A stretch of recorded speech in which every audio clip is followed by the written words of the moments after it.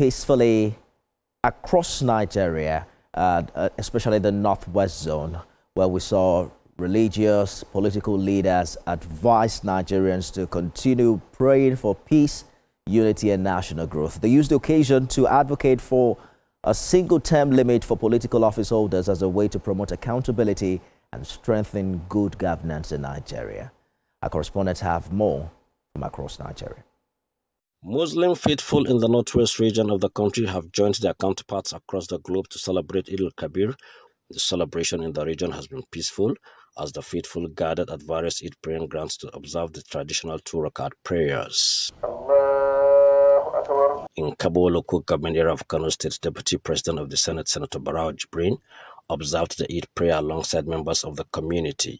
He offered special prayers for President Bola Ahmed Tinubu and for the peace and prosperity of the nation. We pray that Allah subhanahu wa ta'ala will allow us to use this period to continue to pray for peace to reign in our country, for economic stability to come to be in our country, and that we should continue to pray to Allah subhanahu wa ta'ala that our leader, the president of this country, his effort to turn around things for the people of this country to have that comfort, to have that economic comfort, may that come to be.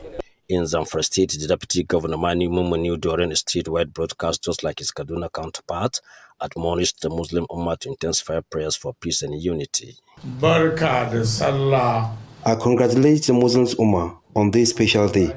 I urge you all use this period and intensify prayers for an end to insecurity and also for divine intervention as peace is gradually returning to our dear state. We pray that Almighty Allah continue to grant us wisdom to lead our state with justice, fairness and compassion. The last 2 years, we've not experienced one single problem of communal or religious crisis in Kaduna. That clearly shows that the people of Kaduna are united. In Jigawa State, Governor Umar Namadi and the Chief Imam of the Dutse Central Mosque used the day to appeal to Nigerians to shun corrupt practices, uphold moral values and embrace agriculture as a solution to hunger and economic hardship in the country. And I want to use this opportunity to congratulate the Jigawa citizens for witnessing this day, because it is quite important to thank Allah for sparing our lives that day. And I also want to really use this opportunity to celebrate with the people of Jigawa and to congratulate them, and I wish them a happy and successful activities throughout the festive period. The central message is on corruption in general. We discuss about moral corruption and the financial corruption and the social corruption. We mentioned that Allah subhanahu wa ta'ala not allowed this kind of corruption. Any kind of corruption in Islam is prohibited. The clerics hope their appeal will be honored, assuring that the country can only progress when leaders put national interest first and personal interest secondary. Faithless Darofai, TVC News Gusau.